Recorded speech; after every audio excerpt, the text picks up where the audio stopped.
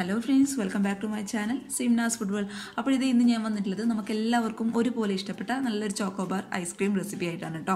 അപ്പോൾ ഇതെന്ന് പറഞ്ഞാൽ നമുക്ക് സിമ്പിളാണ് റെഡിയാക്കി എടുക്കാനായിട്ട്. അപ്പോൾ വീട്ടിലുള്ള കുറച്ച് ചേരുവകളുടെ ആവശ്യം മാത്രമേ ഉള്ളൂ. അപ്പോൾ എല്ലാവരും ഒന്ന് കണ്ടു നിങ്ങൾക്ക് ഇഷ്ടപ്പെട്ടാൽ ഇപ്പോൾ തന്നെ കുഞ്ഞുങ്ങൾക്കൊക്കെ തയ്യാറാക്കി കൊടുക്കട്ടോ. പിന്നെ ചാനലിൻ്റെ വീഡിയോസൊക്കെ ആദ്യമായിട്ട് ആരെങ്കിലും കാണുകയാണെങ്കിൽ സബ്സ്ക്രൈബ് ചെയ്യുക. അപ്പോൾ നമുക്ക് പെട്ടെന്ന് ഇനി ഈ ഒരു ചോക്കോബാർ റെസിപ്പി എങ്ങനെ ചെയ്യുന്നത് നോക്കാം. ചോക്കോബാർ ഐസ്ക്രീം വീട്ടിൽ നമുക്ക് എളുപ്പത്തിൽ റെഡിയാക്കി എടുക്കാനായിട്ട്, അതായത് സിമ്പിളായിട്ട് റെഡിയാക്കി എടുക്കാനായിട്ട് ഞാനിപ്പോൾ ഇവിടെ എടുത്തിട്ടുള്ളത് 500 ml പാലാണ് കേട്ടോ. അപ്പോൾ 500 ml എന്ന് പറയുമ്പോൾ കറക്റ്റ് 1/2 ലിറ്ററോളം പാല്. അപ്പോൾ ഞാനതിൻ്റെ കണക്ക് കാണിച്ചു തരാം. അപ്പോൾ ഇതെന്ന് പറയുന്നത് 250 ml കപ്പാണ്. അപ്പോൾ ഇങ്ങനെയുള്ളൊരു കപ്പിൽ 2 കപ്പോളം പാല്. ഇനി ഇങ്ങനെയുള്ളൊരു കപ്പ് നിങ്ങളുടെ കയ്യിൽ ഇല്ലാന്നുണ്ടെങ്കിൽ സാധാരണ നമ്മൾ വീട്ടിൽ ഉപയോഗിക്കുന്ന കുഞ്ഞു ഗ്ലാസ് ഉണ്ടാവുമല്ലോ, അതായത് ചെറിയ ഗ്ലാസ്, അങ്ങനെയുള്ള ഗ്ലാസ്സിൽ 2 ഗ്ലാസോളം പാലെടുത്താൽ അത് കറക്റ്റ് 1/2 ലിറ്റർ പാലാണ് കേട്ടോ. കാരണം എല്ലാവരുടെയും കയ്യിൽ മെഷർമെൻറ്റ് കപ്പും കാര്യങ്ങളൊക്കെ ഉണ്ടാവണമെന്നില്ല. അപ്പോൾ അങ്ങനെയുള്ളവർ ചെറിയ ഗ്ലാസ്സിൽ 2 ഗ്ലാസോളം പാലെടുക്കുക. അപ്പോൾ ഇത് 1/2 ലിറ്ററോളം പാല് ഞാൻ എടുത്തിട്ടുണ്ട്. പിന്നെ നമുക്ക് വേണ്ടത് 3 ടേബിൾ സ്പൂണോളം ഗോതമ്പ് പൊടിയാണ്. അതിപ്പോൾ നമ്മൾ പാക്കറ്റ് പൊടിയാണ്, അല്ലാന്നുണ്ടെങ്കിൽ മില്ലിൽ നിന്ന് പൊടിച്ച് ഉപയോഗിക്കുന്ന പൊടി ഉപയോഗിക്കുന്നവരുണ്ടാവും. അങ്ങനെ ഉപയോഗിക്കുന്ന പൊടിയാണെങ്കിലും കുഴപ്പമില്ല കേട്ടോ. അപ്പോൾ കറക്റ്റ് 3 ടേബിൾ സ്പൂൺ ഗോതമ്പ് പൊടി. പിന്നെ നമുക്ക് വേണ്ടത് ഈ ഒരു ഐസ്ക്രീമിന് ആവശ്യമായിട്ടുള്ള പഞ്ചസാര, അതായത് 6 ടേബിൾ സ്പൂണോളം പഞ്ചസാര ഞാൻ എടുത്തിട്ടുണ്ട് കേട്ടോ. അപ്പോൾ നിങ്ങൾക്ക് ഒരുപാട് മധുരം വേണമെന്നുള്ളവർക്ക് 8 മുതൽ 9 ടേബിൾ സ്പൂൺ വരെ പഞ്ചസാര എടുക്കാം. പിന്നെ ഇതെന്ന് പറയുന്നത് ഓപ്ഷനിലാണ്. വാനില എസൻസ് 1/2 ടീസ്പൂൺ മാത്രം. പക്ഷേ കംപ്ലീറ്റ് ആയിട്ട് ഓപ്ഷനിലാണ് കേട്ടോ. കയ്യിലുണ്ടെങ്കിൽ മാത്രം എടുത്താൽ മതി, അതില്ലാന്നുണ്ടെങ്കിൽ കുഴപ്പമൊന്നുമില്ല. പിന്നെ നമ്മളിത് നമ്മുടെ ചോക്കോബാർ ഐസ്ക്രീമാണ് ഉണ്ടാക്കുന്നതുകൊണ്ട് ഇത് ഞാനിപ്പോൾ 2 ഗാലക്സീൻ്റെ 2 ബാർ എടുത്തിട്ടുണ്ട് കേട്ടോ. അപ്പോൾ ഇങ്ങനെയുള്ളൊരു ബാർ എടുക്കുക, അല്ലാന്നുണ്ടെങ്കിൽ ഡാർക്ക് ചോക്ലേറ്റ് ഉണ്ടെങ്കിൽ അതെടുക്കാം. നിങ്ങളുടെ ഇഷ്ടത്തിനനുസരിച്ചിട്ടുള്ള ചോക്ലേറ്റ് എടുക്കുക കേട്ടോ. പിന്നെ 1 ടീസ്പൂണോളം അൺസാൾട്ടഡ് ബട്ടർ നമുക്ക് ആവശ്യമുണ്ട്. അപ്പോൾ ഇതൊക്കെയാണ് മെയിനായിട്ടുള്ള ഇൻഗ്രീഡിയൻസ്. അപ്പോൾ നമുക്ക് പെട്ടെന്ന് തന്നെ ഇതിങ്ങനെ ചെയ്യുന്നതും കൂടി നോക്കാം. ആദ്യം തന്നെ നമ്മൾ എടുത്തു വെച്ച ഗോതമ്പ് പൊടി ഈ പാലുമായിട്ട് നന്നായിട്ടൊന്ന് മിക്സ് ചെയ്ത് കൊടുക്കണം. അതിനായിട്ട് ഇതേ നമ്മൾ എടുത്തു വെച്ച 1/2 ലിറ്റർ പാലിൽ നിന്ന് കുറച്ച് പാലെടുത്തിട്ട് ഞാൻ ഗോതമ്പ് പൊടിയായിട്ട് നന്നായിട്ടൊന്ന് മിക്സ് ചെയ്ത് കൊടുക്കണം കേട്ടോ. കാരണം മുഴുവനായിട്ട് ഗോതമ്പ് പൊടി നമ്മൾ പാലിലോട്ട് ചേർക്കുകയാണെങ്കിൽ അത് മിക്സ് ആവാനായിട്ട് ഇച്ചിരി ബുദ്ധിമുട്ടായിരിക്കും. അപ്പോൾ അത് ഒഴിവാക്കാൻ വേണ്ടിയിട്ട് ഈ ഒരു സ്റ്റെപ്പ് നമുക്ക് ആദ്യമേ അങ്ങോട്ട് ചെയ്ത് വെച്ചേക്കാം. അപ്പോൾ 1/2 ലിറ്റർ പാലിൽ നിന്ന് എത്രയാണോ നിങ്ങൾക്ക് ഇത് മിക്സ് ആവാനായിട്ടുള്ള പാൽ ആവശ്യം അത്രയും പാലെടുത്തിട്ട് നന്നായിട്ട് കട്ടയൊന്നും കെട്ടാതെ നല്ലതായിട്ട് സ്മൂത്തായിട്ട് അങ്ങോട്ട് മിക്സ് ചെയ്ത് കൊടുക്കാം.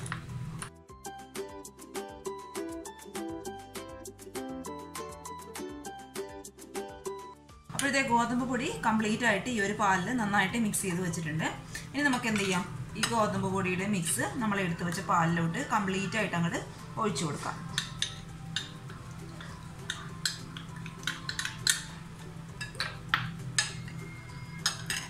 പിന്നെ നമ്മൾ എടുത്തു വെച്ച പഞ്ചസാരയും കൂടി ഞാൻ ഈ ഒരു ടൈമിൽ ഇതിലോട്ട് അങ്ങോട്ട് ചേർത്ത് കൊടുക്കുകയാണ്.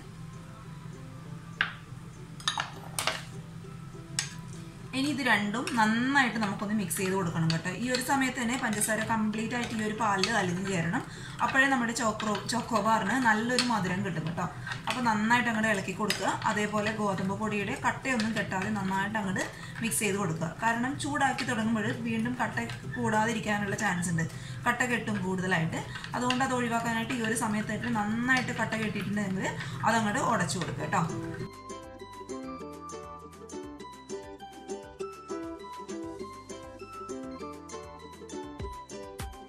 സ്റ്റൗവിൽ ഞാനൊരു പാൻ വെച്ച് കൊടുത്തിട്ടുണ്ട്. ആ പാൻ അത്യാവശ്യം ഒന്ന് ചൂടാവുന്ന സമയത്ത് നമ്മൾ നേരത്തെ മിക്സ് ചെയ്ത് വെച്ച പാലിൻ്റെ മിക്സ് കംപ്ലീറ്റ് ആയിട്ട് നമുക്കിത് ഈ ഒരു പാനിലോട്ട് അങ്ങോട്ട് ഒഴിച്ചു കൊടുക്കാം. ഇനി ഇത് കൈവിടാതെ നന്നായിട്ട് അങ്ങോട്ട് മിക്സ് ചെയ്ത് കൊടുക്കുക കേട്ടോ. കാരണം ഗോതമ്പ് പൊടിയായത് കൊണ്ട് ഇത് പെട്ടെന്ന് അങ്ങോട്ട് കട്ട പിടിക്കാനുള്ള ചാൻസ് ഉണ്ട്. അപ്പോൾ അത് ഒഴിവാക്കാൻ വേണ്ടിയിട്ട് കൈ ഇളക്കാതെ കൈവിടാതെ നന്നായിട്ട് അങ്ങോട്ട് മിക്സ് ചെയ്ത് കൊടുക്കുക. പിന്നെ ഒരിക്കലും ഹൈ ഫ്ലെയിമിൽ വെച്ചിട്ട് പാലങ്ങോട്ട് കുറുക്കിയെടുക്കാനായിട്ട് പാടില്ല. കാരണം അറിയാലോ, ഗോതമ്പ് പൊടിയുടെ ഒരു പച്ച ടേസ്റ്റ് അങ്ങോട്ട് കംപ്ലീറ്റ് ആയിട്ട് മാറിക്കിട്ടത്തില്ല. അതുകൊണ്ട് ലോ ടു മീഡിയം ഫ്ലെയിമിൽ വെച്ചിട്ട് പതുക്കെ അങ്ങോട്ട് കുറുക്കിയെടുക്കുക കേട്ടോ.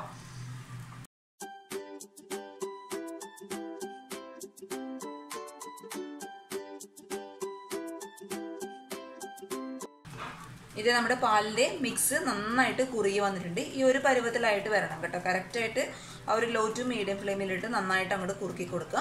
അപ്പോൾ ഈ ഒരു പരുവത്തിന് സമയത്ത് ഇത് ഞാൻ കാണിച്ചു തരാം. കറക്റ്റായിട്ട് ഇതേ ഈ ഒരു കൊഴുപ്പ് രൂപത്തിൽ ആവുന്ന ഈ ഒരു സമയത്ത് നമുക്ക് പതുക്കെ സ്റ്റൗ അങ്ങോട്ട് ഓഫ് ചെയ്യാം. പക്ഷേ സ്റ്റൗ ഓഫ് ചെയ്തതിന് ശേഷം ഒരു 1-2 മിനിറ്റ് നന്നായിട്ടൊന്ന് മിക്സ് ചെയ്ത് കൊടുക്കുക കേട്ടോ.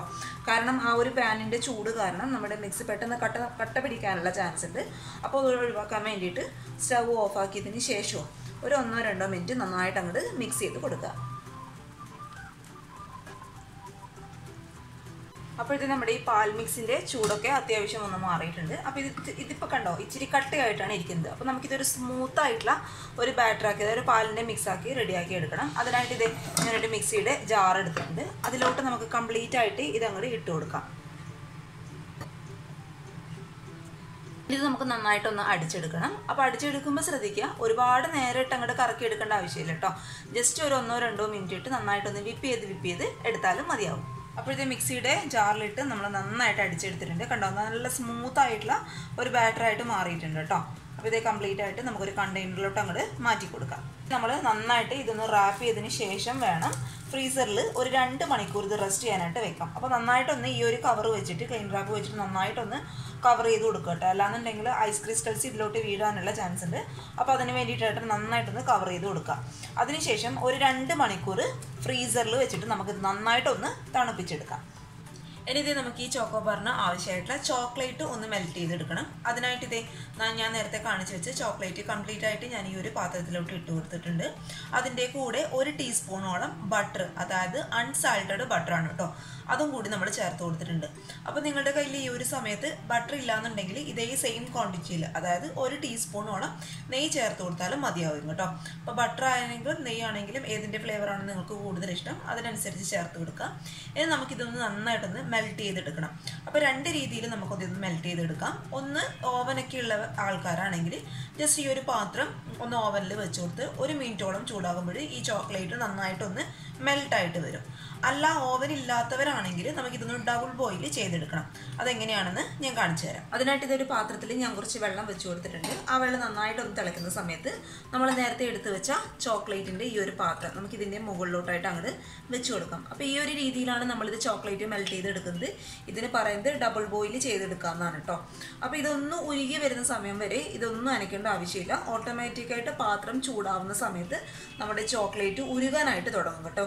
ഉരുകി കഴിഞ്ഞാൽ കണ്ടിന്യൂസ് ആയിട്ട് നന്നായിട്ടൊന്ന് മെൽറ്റ് ആവുന്നവരെ ഒന്ന് ഇളക്കി കൊടുക്കുക. അപ്പോൾ ഇത് നമ്മുടെ ചോക്ലേറ്റ് ഒക്കെ ഒരു 5 മിനിറ്റ് കൊണ്ട് നന്നായിട്ട് മെൽട്ടായിട്ട് വന്നിട്ടുണ്ട്. പിന്നെ ചോക്ലേറ്റ് ഉരുക്കിയെടുക്കുമ്പോൾ ശ്രദ്ധിക്കുക, നിങ്ങളിപ്പോൾ ഉരുക്കിയെടുത്തതിന് ശേഷം ഒരുപാട് കട്ടിയായിട്ടാണ് തോന്നുന്നതെങ്കിൽ അത് വീണ്ടും ലൂസാക്കാനായിട്ട് ഇതിലോട്ട് ഒരിക്കലും പാലോ അല്ലാന്നുണ്ടെങ്കിൽ വെള്ളം ഒന്നും ഒഴിച്ചെടുക്കാനായിട്ട് പാടില്ല കേട്ടോ. ആ ഒരു നിമിഷത്തിന് ഇത് മുഴുവനായിട്ട് ചോക്ലേറ്റ് അങ്ങ് കട്ട പിടിക്കാനായിട്ട് തുടങ്ങും. അതുകൊണ്ട് ലൂസ് ആവാനായിട്ട് അതിൽ ചേർത്ത് കൊടുക്കേണ്ടത് വീണ്ടും 1 ടീസ്പൂണോളം ബട്ടറോ അല്ലാന്നുണ്ടെങ്കിൽ ഞാൻ നേരത്തെ പറഞ്ഞ പോലെ നെയ്യോ ഒഴിച്ചു കൊടുക്കുക. ഞാൻ നേരത്തെ പറഞ്ഞ പോലെ ഒരിക്കലും പാലോ അല്ലാന്നുണ്ടെങ്കിൽ വെള്ളം ഒഴിച്ചു കൊടുക്കാനായിട്ട് പാടില്ല. ഇതിപ്പോൾ എൻ്റെ ഈ ചോക്ലേറ്റ് ഏകദേശം ഒരു 5 മിനിറ്റ് കൊണ്ട് നന്നായിട്ട് മെൽട്ടായിട്ട് വന്നിട്ടുണ്ട്. അപ്പോൾ ഓരോ ചോക്ലേറ്റിൻ്റെ ഇതുപോലെ ഇരിക്കും കേട്ടോ. ഒരുപാട് ഹാർഡായിട്ടുള്ള ചോക്ലേറ്റ് ഒക്കെ ആണെങ്കിൽ ഇച്ചിരി ടൈം എടുക്കും. പിന്നെ ഒരുപാട് ലൂസായിട്ടൊക്കെ ചോക്ലേറ്റ് ആണെങ്കിൽ പെട്ടെന്ന് അങ്ങോട്ട് മെൽട്ടായി കിട്ടും.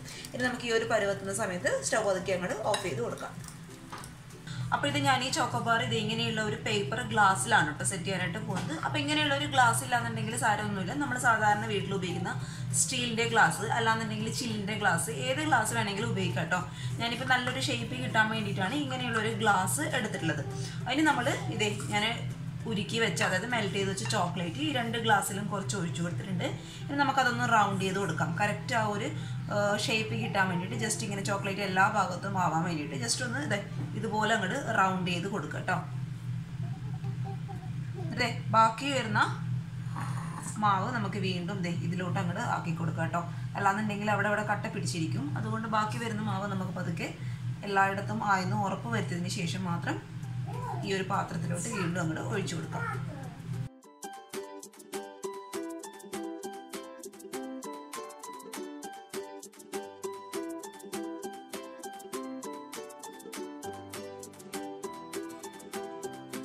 അപ്പോൾ ഇത് 3 ഗ്ലാസ്സിലും ചോക്ലേറ്റ് ഞാൻ ആക്കി കൊടുത്തിട്ടുണ്ട്. ഇനി നമുക്കിത് ഫ്രിഡ്ജിൽ വെച്ചിട്ട് ഒരു 5 മിനിറ്റ് ഒന്ന്, ഒരു 5-10 മിനിറ്റ് ഒന്ന് ഫ്രീസ് ചെയ്തെടുക്കാം. അതിൽ കൂടുതൽ വെക്കാനായിട്ട് പാടില്ല കേട്ടോ. നമ്മുടെ ചോക്ലേറ്റ് ഒന്ന് സെറ്റ് ആവാൻ വേണ്ടിയിട്ടാണ് ഒരു 5-10 മിനിറ്റ് ഒന്ന് വെക്കുന്നത്. അപ്പോൾ ജസ്റ്റ് ഒന്ന് കവർ ചെയ്ത് വെക്കുകയാണെങ്കിൽ ക്രിസ്റ്റൽസ് ഒന്നും ഇതിൽ വീഴാതെ നമുക്ക് കിട്ടും. അപ്പം നമുക്ക് ജസ്റ്റ് ഒന്ന് കവർ ചെയ്തതിന് ശേഷം ഒരു 10 മിനിറ്റ് ഫ്രീസറിൽ വെച്ചിട്ട് നന്നായിട്ടൊന്ന് ഫ്രീസ് ചെയ്ത് കൊടുക്കാം.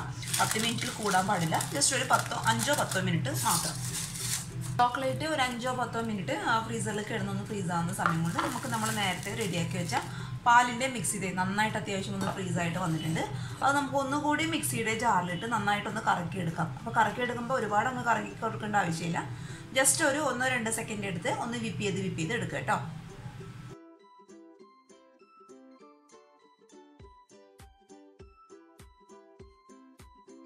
അടിച്ചെടുക്കുന്നതിന് മുന്നേ ഇനി ഞാൻ ഇതിലോട്ട് ചേർത്ത് കൊടുക്കാൻ പോകുന്നത് 1/2 ടീസ്പൂണോളം വാനില എസൻസ് ആണ്. അപ്പോൾ വാനില എസൻസ് ഞാൻ നേരത്തെ പറഞ്ഞ പോലെ തീർത്തും ഓപ്ഷനിലാണ്, കയ്യിലുണ്ടെങ്കിൽ മാത്രം ചേർത്ത് കൊടുക്കുക കേട്ടോ. ഇനി ചേർക്കണമെന്ന് അത്ര നല്ലൊരു ഫ്ലേവർ വേണമെന്നുള്ളവർക്ക് ഏകദേശം 1/2 ടീസ്പൂണോളം ഏലക്ക പൊടിച്ചത് ചേർത്ത് കൊടുത്താലും മതിയാവും. ഇനി ഇത് നേരത്തെ പറഞ്ഞ പോലെ ഒരു 1-2 സെക്കൻഡ് നമുക്ക് നന്നായിട്ട് ഒന്ന് വിപ്പ് ചെയ്തെടുക്കാം. ഇത് നമ്മൾ മിക്സിയിൽ അടിച്ചെടുക്കുന്ന ആ ഒരു സമയം കൊണ്ട് അതായത് ഏകദേശം ഒരു 5-10 മിനിറ്റ് കൊണ്ട് നമ്മുടെ ചോക്ലേറ്റ് ഒക്കെ ഈ ഒരു ഗ്ലാസ്സിൽ അത്യാവശ്യം ഒന്ന് സെറ്റായിട്ട് വന്നിട്ടുണ്ട്. ഒരുപാട് സെറ്റാകാൻ കാത്ത് നിൽക്കണ്ട കേട്ടോ, ഈ ഒരു രീതിയിൽ ഒന്ന് സെറ്റായി കിട്ടിയാൽ മതി. ഇനി നമ്മൾ റെഡിയാക്കി വെച്ച് മിക്സ് ചെയ്ത് ഓരോ ഗ്ലാസ്സിൻ്റെ മുകൾ ഭാഗം വരെ ഞാൻ അങ്ങോട്ട് ഒഴിച്ചു കൊടുക്കുകയാണ്.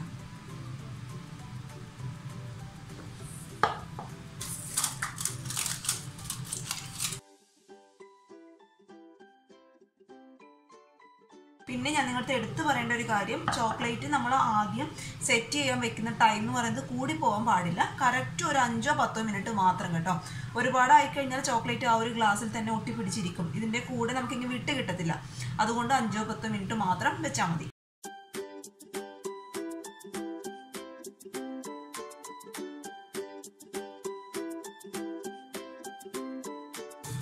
ഇനി ഇത് ഈ ഗ്ലാസിൻ്റെ മുകളിലോട്ട് ഈ ഒരു ഭാഗത്ത് ഞാൻ കത്തി വെച്ചിട്ട് ഒരു ഹോൾസ് ഇട്ട് കൊടുക്കുകയാണ്.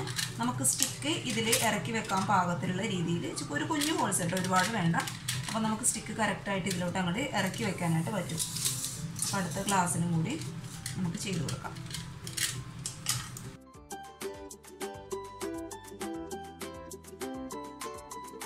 അപ്പോൾ ഇത് 3 ഗ്ലാസ്സിലും നമ്മൾ സ്റ്റിക്കൊക്കെ അടിപൊളിയായിട്ട് വെച്ചിട്ടുണ്ട്. ഇനി നമുക്ക് എന്ത് ചെയ്യണം, ചുരുങ്ങിയത് ഇതൊരു 8 മണിക്കൂറെങ്കിലും ഫ്രീസറിൽ ഇട്ടിട്ട് നന്നായിട്ടൊന്ന് ഫ്രീസാക്കി എടുക്കണം.